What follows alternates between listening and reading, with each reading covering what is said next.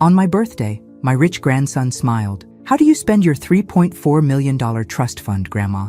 I blinked in shock. "What trust fund?" My daughter-in-law looked like she might throw up. He turned to her and asked, "Where did it go?" If you're watching this, subscribe and let me know where you're watching from. Now, let me tell you how I went from birthday cake to financial crime in less than 5 minutes. I'm Dorothy Hartwell, 73 years old, and until last Tuesday, I thought my biggest problem was deciding whether to splurge on cable television. Turns out, I should have been worried about where my millions went instead. But let me back up. It all started at what was supposed to be a quiet family dinner for my birthday at my son Michael's house in Westchester. Nothing fancy, just me, Michael, his wife Patricia, and their 18-year-old son Connor. The kind of family gathering where I usually got a grocery store cake and everyone checked their phones more than they looked at me. Connor had just gotten back from his first semester at Princeton. All confidence and expensive clothes I knew Michael couldn't afford on his teaching salary. The boy had always been sharp,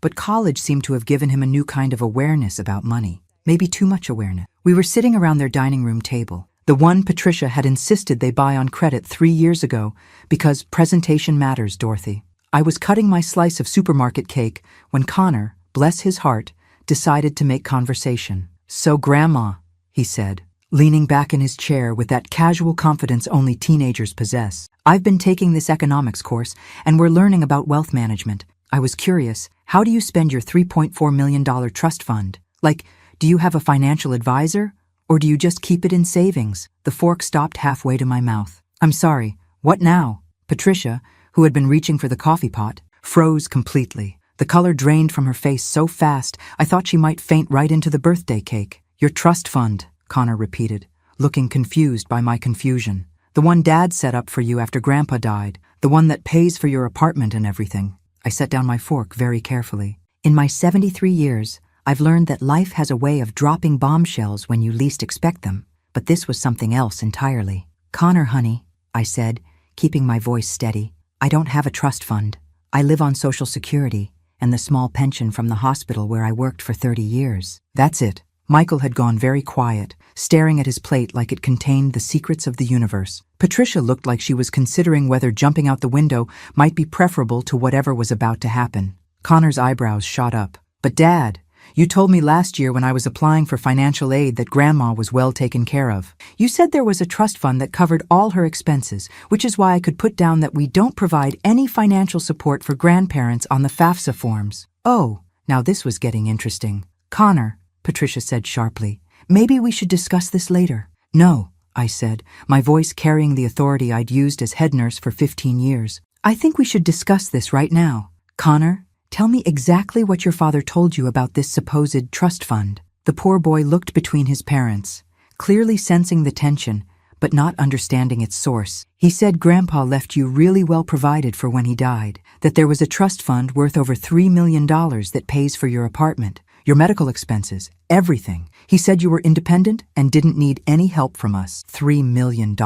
I almost laughed at the absurdity of it. My husband Frank had been a good man and a decent electrician, but he died 12 years ago with about $80,000 in savings and a paid-off house that we'd sold to cover his medical bills. The idea that he'd hidden millions from me was ridiculous, but the look on Patricia's face wasn't ridiculous. It was pure, undiluted panic. "Patricia," I said quietly, "you look like you've seen a ghost. Something you want to share with the class?" She started stammering something about misunderstandings and confusion, but Connor interrupted her. "Wait," he said, his economics training clearly kicking in. "If Grandma doesn't know about the trust fund and she's not getting money from it, then where is the money going?" Smart boy. Takes after his grandmother, not his father. Michael finally looked up from his plate. "Mom, I think there's been some confusion. The only confusion here," I said, standing up from the table, "is how my son convinced his child that his grandmother has millions of dollars she doesn't know about. Connor, sweetheart, would you mind showing me exactly what your father told you about this trust fund? Because I have a feeling." That's when Patricia started crying. Not pretty tears, but the ugly, gasping kind that happens when someone's world is about to collapse. And I realized my quiet little birthday dinner had just become something much more interesting. Patricia's tears weren't the delicate kind women cry in movies. These were the desperate, hiccuping sobs of someone whose carefully constructed lie was crumbling faster than week-old cookies. "Patricia," I said, settling back into my chair with the patience I'd learned from dealing with difficult patients. "Why don't you tell me what's really going on?" She wiped her nose with her napkin, which struck me as ironic since she'd always insisted on cloth napkins because they were more refined than paper. "Nothing refined about snot, honey. It's not what you think," she began, which in my experience means it's exactly what you think, only worse. Connor looked between his parents like he was watching a tennis match. "Will someone please explain what's happening?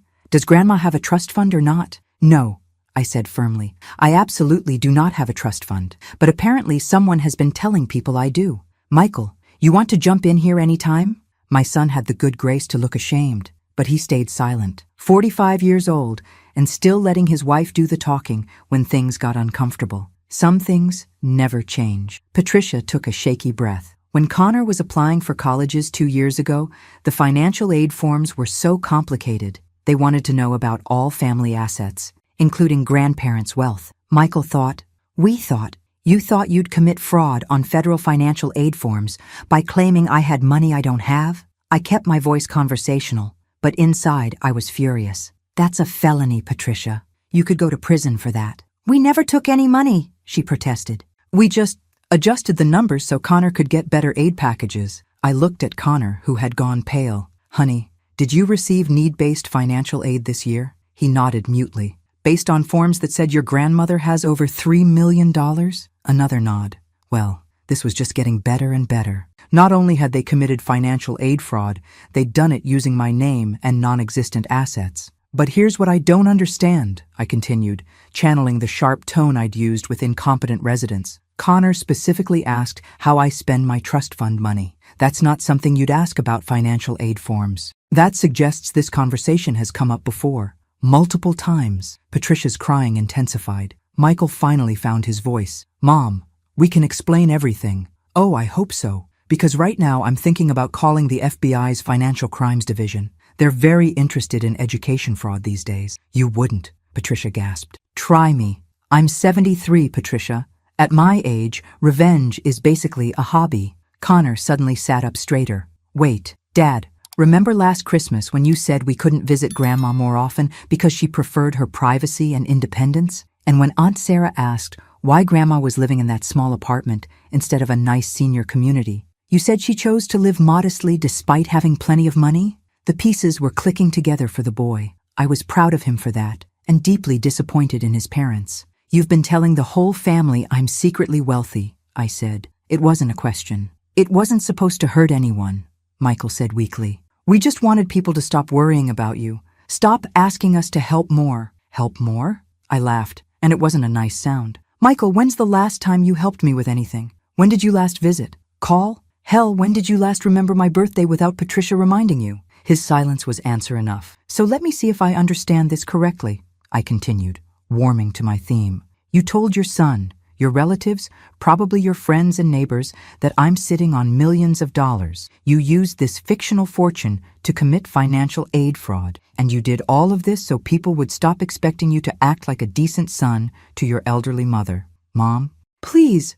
"I'm not finished. Connor, when you filled out those college applications, who did you think was paying for your education? The financial aid and, well, I thought you were helping," he said quietly. "Dad always made it sound like you wanted to contribute, but preferred to do it quietly through the trust fund." My heart broke a little for the boy. He genuinely believed his grandmother was supporting his education. Meanwhile, I was clipping grocery store coupons and buying generic medications to make my Social Security check last each month. "Patricia," I said, "stop crying and answer a simple question. If people think I have millions and Connor thinks I'm paying for college, where exactly do they think this money is coming from?" She looked up at me with red, swollen eyes. "We created some basic documentation, just for Connor's peace of mind. Simple bank statements showing the trust fund activity." "You created fake bank documents in my name?" "Not official ones," Michael protested. "Just informal records.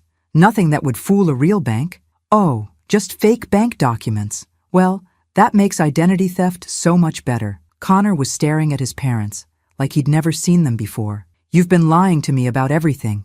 About grandma, about college funding, about who we are as a family. Smart boy. He was seeing his parents clearly for the first time, and it wasn't a pretty picture. I stood up again, this time with purpose. Here's what's going to happen. Connor, you're going to call your financial aid office tomorrow and explain that there was an error on your forms. Your grandmother doesn't have a trust fund, never had one, and your family needs to refile everything honestly. But Mom, Michael started. I'm not your mother right now, Michael. Right now, I'm a victim of identity theft and fraud, and you're the perpetrator. Connor, after you call the school, you're going to come stay with me for a few days. We need to have some honest conversations about family and money and integrity. Patricia found her voice. You can't take our son.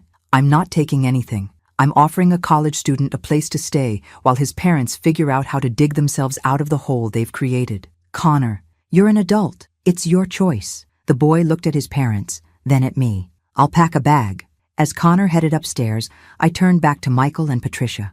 Oh, and one more thing. Tomorrow, you're going to call every single person you told about my imaginary fortune and explain that you lied. Your siblings, your neighbors, your friends, everyone. We can't, Patricia whispered.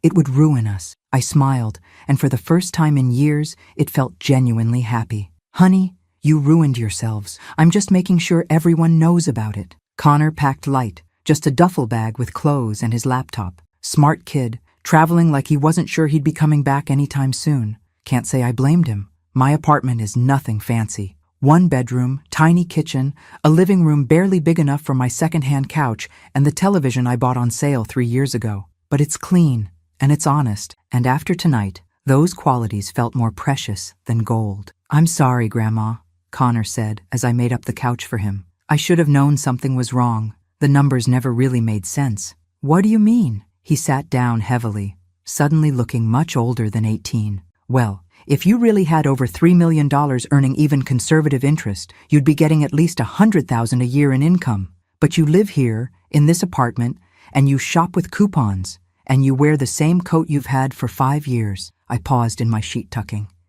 You noticed all that? I'm not blind, Grandma.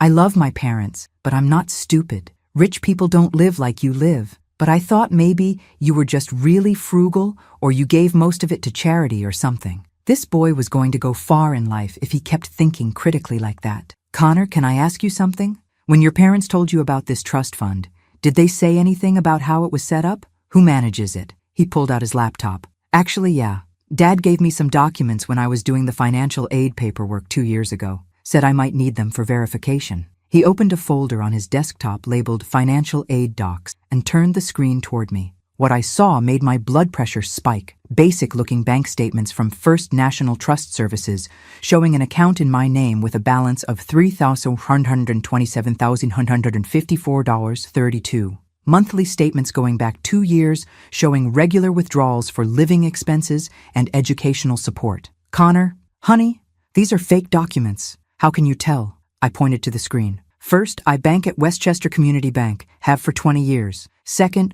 look at this routing number. It's not even a real bank code. And third, see these withdrawal descriptions? Educational support, Princeton University? If I were paying your tuition, sweetheart, Princeton would have my name on file as a source of payment. Have you ever seen any paperwork showing money coming from Dorothy Hartwell? He scrolled through files on his laptop, looking increasingly uncomfortable. No, actually. All my financial aid documents just show federal aid and some scholarship money. Nothing from family. Because your parents never paid a dime of your tuition. The government did, based on fraudulent need calculations. Connor closed the laptop and rubbed his face with both hands. This is bad, isn't it? Like, criminal bad? Very bad. But here's the thing, sweetheart.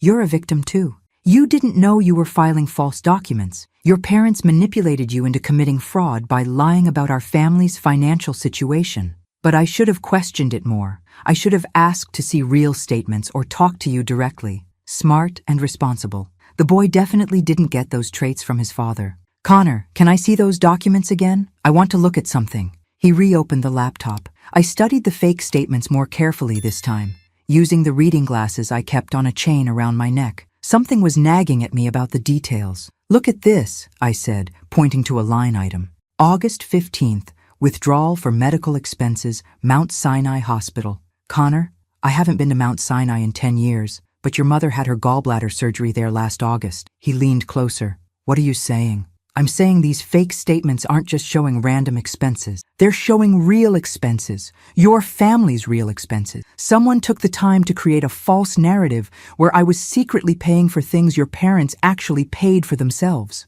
Connor scrolled through more statements. Oh God, look at this one. Home maintenance, $8,500. That's exactly what our roof repair cost last spring. And this one, vehicle maintenance, $2,300. Dad's transmission repair. Your parents haven't just been lying about me having money, Connor. They've been creating a detailed fantasy where I've been supporting your family financially for years. But why? Why go to all this trouble? I had a suspicion, but I needed more information. Connor, besides you, who else has seen these documents? Well, the financial aid office has copies, and Dad showed them to Uncle Robert at Thanksgiving when Uncle Robert was complaining about having to help Aunt Margaret with her mortgage. Uncle Robert, Michael's older brother, the successful one with the accounting firm and the big house in Connecticut, the one who'd always made Michael feel inadequate. What exactly did your father tell Uncle Robert? That you were helping our family financially but preferred privacy about it. Uncle Robert was saying something about how family members should help each other more. And Dad pulled out his phone and showed him one of these statements. Said you'd been quietly taking care of us for years. The picture was becoming clearer, and it wasn't pretty. Michael hadn't just committed fraud for financial aid. He'd used fake documents to boost his standing with his family, to make himself look like the good son with the generous mother instead of the struggling teacher who couldn't provide for his family. Connor, I need to ask you something, and I want you to think carefully before you answer. Has anyone else in the family asked you about my supposed wealth? Cousins? Aunts? Uncles? He was quiet for a long moment. Actually, yeah. Cousin Jessica asked me at Christmas if it was true that you were loaded. Said her mom heard from Uncle Robert that you had been paying for my college and helping with our house payments. And what did you tell her? I said yeah, that you were amazing and generous, but didn't want recognition for it. I said you preferred to help family quietly. My heart sank. The lie had spread through the entire family. By now, every relative probably thought I was sitting on millions while letting my elderly siblings struggle with their own financial problems. Grandma, there's something else, something I probably should have mentioned earlier. I braced myself. What? Yesterday, before the birthday dinner, Dad got a phone call that seemed to upset him. I heard him talking to someone about expectations and timeline and keeping up appearances. He kept saying things like, she doesn't know yet, and we need more time. Did you hear who he was talking to? No, but right before he hung up, he said something about meeting on Tuesday to discuss the situation. Then he saw me listening and went outside to finish the call. Tuesday. That was tomorrow. I had a feeling that whatever meeting Michael had scheduled, it was going to be very enlightening, and I intended to find out exactly what situation required my son to keep lying about my financial status. But first, I had some phone calls to make, starting with my nephew Robert, my nephew, who apparently thought his poor Aunt Dorothy was secretly funding his brother's lifestyle. This was going to be a very interesting conversation. At 8:30 the next morning, I called my nephew Robert's office. As a successful CPA, he was always at his desk early, probably billing some poor client $300 an hour to explain why they couldn't afford nice things. Robert Hartwell CPA Services. This is Robert. Hello, Robert. It's your Aunt Dorothy. Long pause. Then, in a tone you'd use with a beloved but eccentric elderly relative, Aunt Dorothy, what a pleasant surprise. How are you managing everything? Managing everything. Such an interesting choice of words. Oh, I'm managing just fine, Robert. In fact, I'm calling because I understand you've been discussing my financial arrangements with Michael. Another pause. Longer this time. Well, yes, we may have touched on that subject. Family looking out for family, you know. Indeed. Robert, I'd like you to explain to me exactly what Michael told you about my financial situation. Aunt Dorothy, surely you don't want to discuss such private matters over the phone. I absolutely do want to discuss them, right now, unless you'd prefer I drove to your office to have this conversation in person? The threat worked. Robert had always been terrified of family drama affecting his professional reputation. Well, Michael mentioned that you've been able to help with some of their expenses. He showed me documentation of a trust fund that your late husband apparently established. Very thoughtfully planned, I must say. Robert, Frank died 12 years ago with $80,000 to his name. He never had enough money to establish a trust fund for anyone. Silence. But Michael showed me bank statements. Michael showed you forgeries. There is no trust fund, Robert. There never was. I live on Social Security and a small pension. That's it. That's impossible. The documents looked completely legitimate, and Michael specifically said you'd been covering Connor's college expenses and helping with their mortgage payments. Now we were getting somewhere. What exactly did he say about helping with their mortgage? That you'd been making monthly contributions to help them afford the house. Said you preferred to handle it directly with them rather than going through banks or formal arrangements. Very generous of you, though I did wonder why you weren't living more comfortably yourself if you had such substantial resources. Smart man. Too bad he'd ignored his instincts. Robert, I have never given Michael a penny toward his mortgage. I've never paid any of Connor's college expenses, and if you took 5 minutes to think about it instead of believing convenient lies, you'd realize that a woman living in a one-bedroom apartment and shopping with grocery store coupons probably isn't secretly millionaire. The phone went very quiet. When Robert spoke again, his voice was tight with professional concern. Aunt Dorothy, if what you're saying is true, then Michael has committed serious fraud. Not just with the family, but potentially with federal financial aid programs. Now you're catching up, but here's what I really want to know. Robert, have you shared this information about my supposed wealth with anyone else in the family? I may have mentioned it to Margaret when she was complaining about her financial struggles, and I think I said something to my mother about how nice it was that you were able to help Michael's family. His mother. Robert's mother was my sister-in-law Helen, Frank's sister, who lived in a senior community in Florida on a fixed income and worried constantly about money. You told Helen that I have millions of dollars? I may have suggested that you were financially comfortable and able to help family members. Robert, Helen called me 2 weeks ago asking if I could loan her $300 for a dental procedure. $300. She was embarrassed to ask, apologized for bothering me, and promised to pay it back in installments. If you'd told her I was wealthy, why would she hesitate to ask for help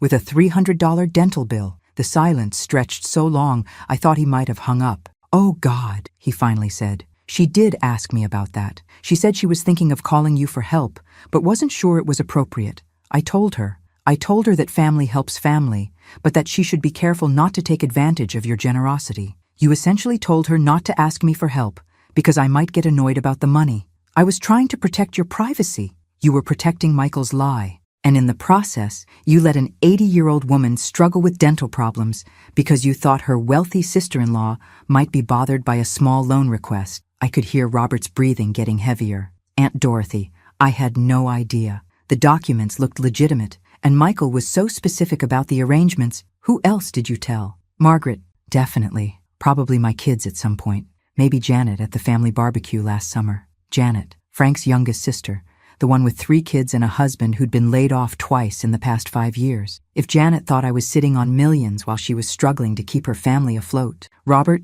here's what you're going to do. You're going to call every single person you told about my supposed wealth, and you're going to explain that you were misinformed. You're going to apologize for spreading false information about my financial situation. But if I do that, people will ask questions about Michael. Yes, they will. And Michael will have to answer them.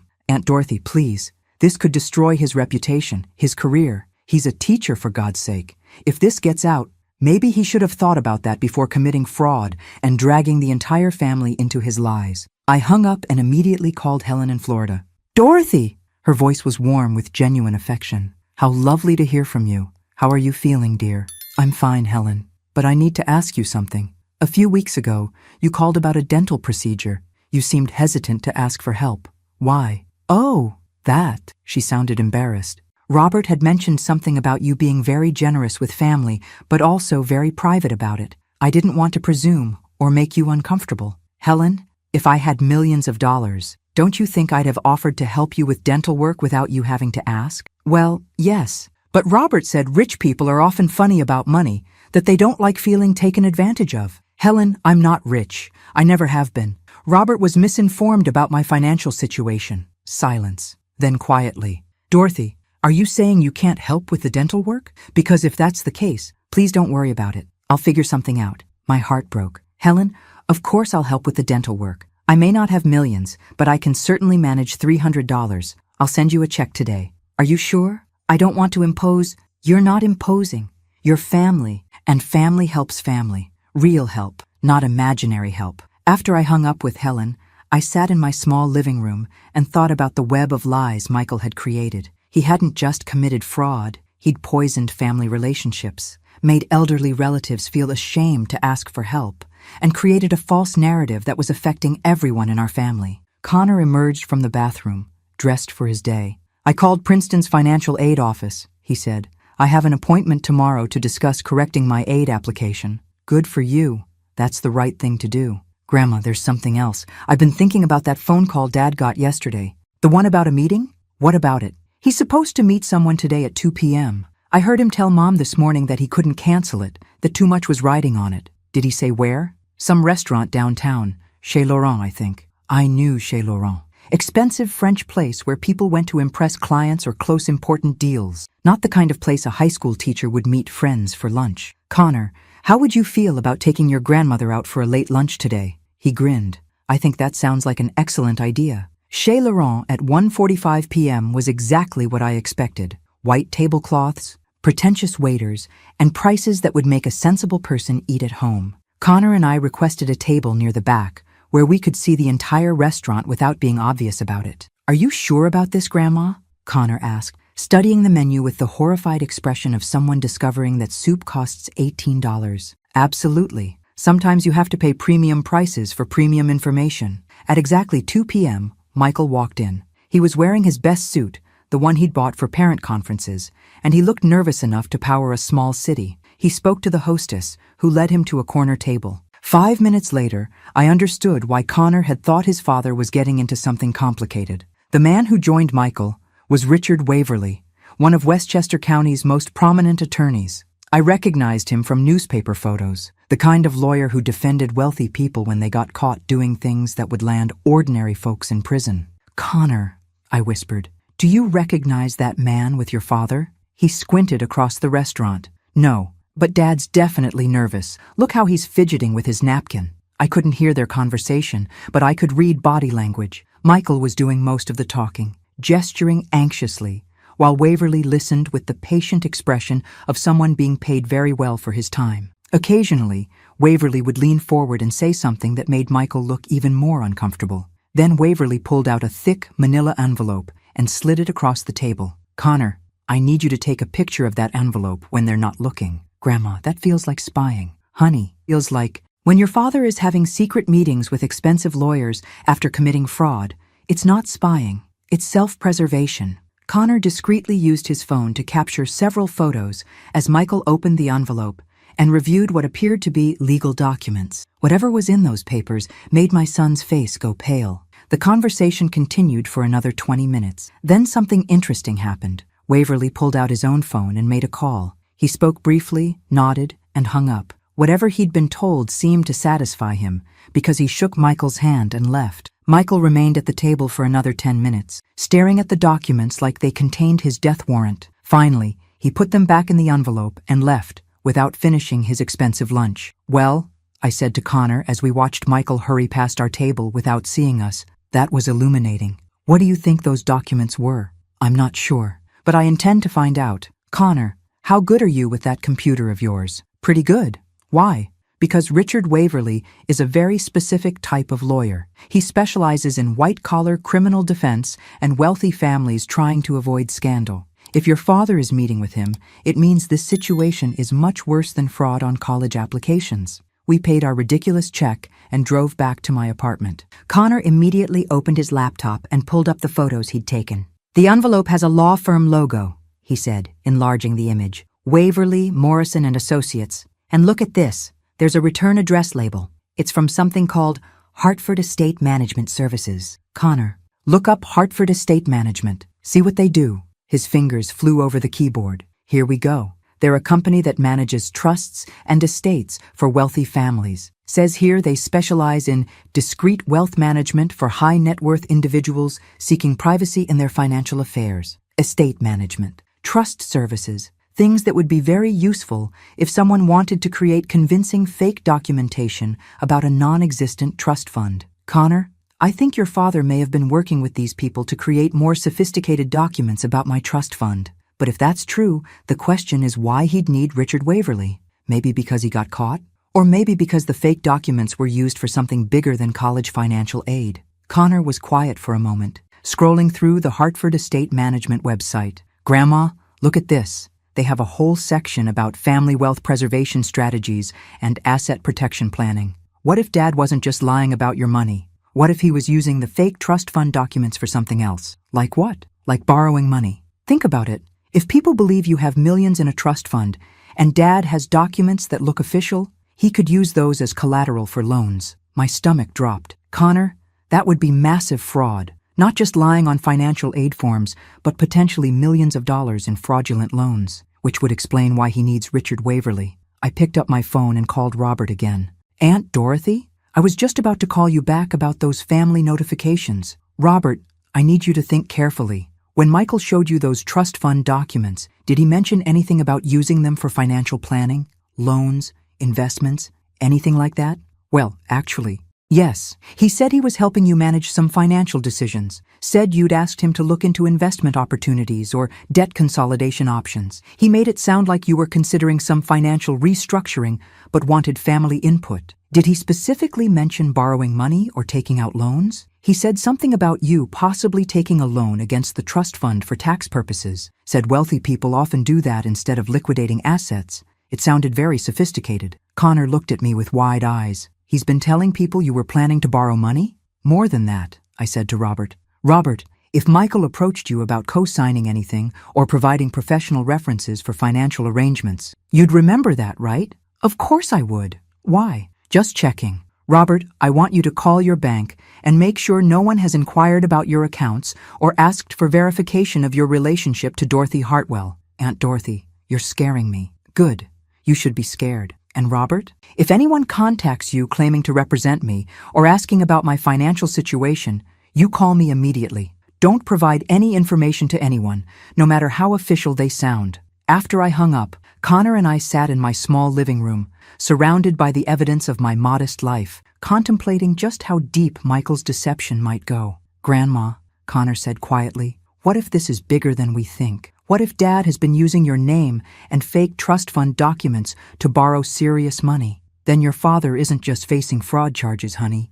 He's looking at identity theft, wire fraud, and potentially dozens of other federal crimes. What do we do? I looked at this earnest young man who'd been dragged into his parents' lies through no fault of his own, and I made a decision that would change everything. We're going to find out exactly what your father has done, and then we're going to make sure he faces the consequences. But first, I was going to find out who else knew about Dorothy Hartwell's imaginary millions. The next morning, I did something I hadn't done in years. I called in a favor from someone who owed me one. Detective Maria Santos had been a rookie cop 20 years ago when she'd brought her diabetic daughter to the emergency room where I worked. The child was in crisis, and Maria was panicking, but I'd stayed with them through the entire ordeal, holding the little girl's hand while the doctors stabilized her. Over the years, Maria and I had kept in touch. She'd made detective, her daughter had grown up healthy, and I'd watched from a distance as Maria built a reputation as someone who didn't let things slide. Dorothy Hartwell! Maria's voice was warm when she answered. How are you? It's been too long. I'm well, Maria, but I need your help with something that might interest you professionally. What's going on? Identity theft, fraud, possibly more. Can we meet? 2 hours later, Maria sat in my living room with Connor and me, listening to the entire story. She'd brought a legal pad and was taking notes with the focused attention of someone who'd heard enough crime stories to know the real thing when she heard it. Show me everything, she said. Connor pulled up the fake bank statements, the photos from the restaurant, everything we'd discovered. Maria studied each document carefully, occasionally asking questions about dates and details. Dorothy, this is sophisticated, she said finally. These aren't amateur forgeries. Someone with serious technical skills created these documents. And if your son is meeting with Richard Waverly, he's definitely in deeper than college fraud. How much deeper? Let me make some calls. But first, I need you to do something for me. I want you to call your bank and get copies of every statement for the past 3 years. If someone's been using your identity for financial fraud, there might be traces in your real accounts. While I was on the phone with Westchester Community Bank, Connor was researching Hartford Estate Management more thoroughly. Grandma, he said as I hung up, look at this. Hartford Estate Management has been in the news. They're being investigated for helping clients create fake documentation for tax evasion and loan fraud. Maria looked up sharply. When was this investigation announced? 6 months ago. The FBI raided their offices in January. That explains the timeline, Maria said. If your father was working with them and they got raided, he'd suddenly be exposed. That's probably why he needs Waverly. Damage control. My phone rang. It was Michael. Mom, we need to talk. Can you come over? Actually, Michael, why don't you come here? I have some questions for you. I'd rather discuss this privately. Privacy is overrated, son. Come here or we don't talk at all. He arrived 30 minutes later, looking like he hadn't slept in days. When he saw Connor sitting with Maria and me, his face went white. Connor, what are you doing here? And who is this? This is Detective Santos, I said calmly. She's helping us understand the legal implications of identity theft and fraud. Michael stood frozen in my doorway. Mom, there's been a misunderstanding. Sit down, Michael. It's time for the truth. He remained standing. Connor, I think you should leave. This is between your grandmother and me. Actually, Maria said, standing up to her full height, Connor is a witness in a potential federal crime. He's not going anywhere. That did it. Michael collapsed into my armchair like a deflated balloon. How much trouble am I in? He asked quietly. That depends, Maria said, on how much you tell us right now. Michael looked at each of us, then put his head in his hands. It started small, just the college financial aid thing 2 years ago. But then Robert started talking about how impressed he was that Mom was helping us, and other people started asking questions. And I couldn't just admit I'd lied. So you made the lie bigger, I said. 6 months ago, Hartford Estate Management approached me. They said they could help create more professional documentation, make everything look more legitimate. They said wealthy families did this kind of thing all the time for privacy. What did you pay them for these services? Maria asked. $50,000. Connor gasped. Dad, where did you get $50,000? Michael's silence was answer enough. You borrowed it, I said, using the fake trust fund documents as collateral. I took out a home equity line of credit first, just for $30,000 to pay Hartford for the initial documentation. Then they said once the enhanced documents were in place, I could easily get a larger loan to pay back the home equity line and have money left over. How much larger? Maria asked. $500,000. The room went dead silent. $500,000 in fraudulent loans using my identity and fake documents. Michael, Maria said carefully, did you actually receive this money? $200,000 so far. The rest was supposed to come through this week, but then Hartford got raided and everything fell apart. Where is the $200,000? Gone. Most of it went to pay off our credit cards and the original home equity loan. Some went to Connor's tuition payments that weren't covered by aid. The rest, I invested it. You invested stolen money? Connor looked horrified. It wasn't stolen.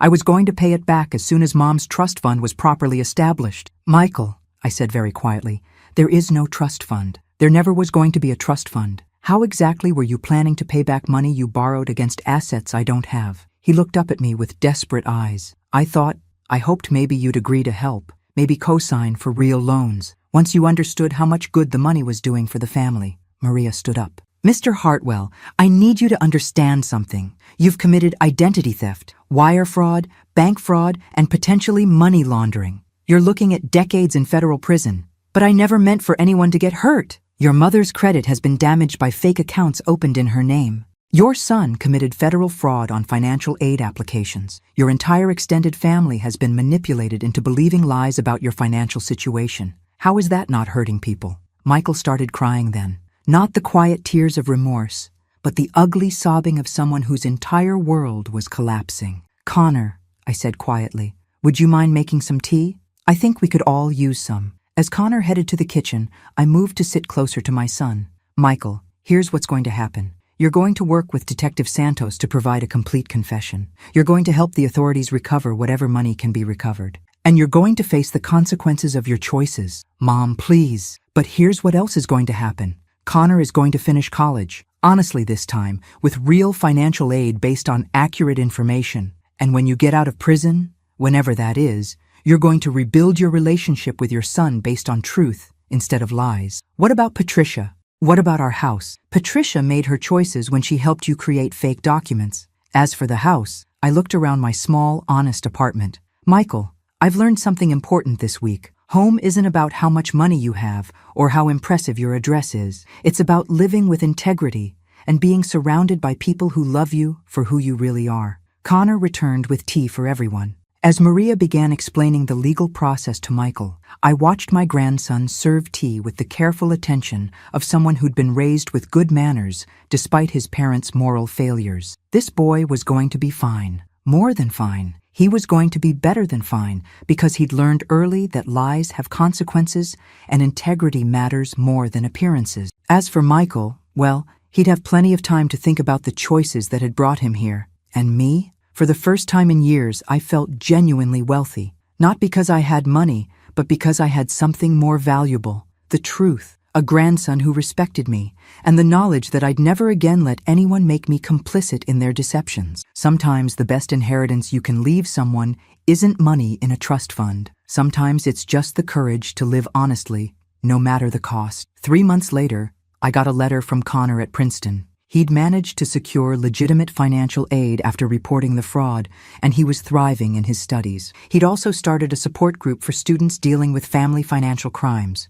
Apparently, he wasn't the only one whose parents had made poor choices. The letter ended with something that made me smile. "Grandma, I finally understand what real wealth looks like. It looks like you, strong, honest, and never backing down from the truth. Thanks for showing me that integrity is the only inheritance that actually matters." I folded the letter carefully and put it in the box where I kept my most precious possessions. Next to it was a photo Connor had sent, him in his dorm room, studying hard and looking genuinely happy. Outside my small apartment window, the leaves were changing colors. Another season, another chance to start fresh. And for the first time in decades, I was looking forward to what came next. If you're watching this, remember, sometimes the best revenge is simply refusing to live someone else's lie. And sometimes the greatest wealth is discovering that you're worth more than you ever imagined, even without a penny to your name. Subscribe if this story spoke to you, and let me know in the comments. Have you ever discovered family members lying about money? How did you handle it? Because trust me, the truth always comes out eventually. And when it does, you want to be standing on the right side of it. Thanks for listening. Don't forget to subscribe and feel free to share your story in the comments. Your voice matters.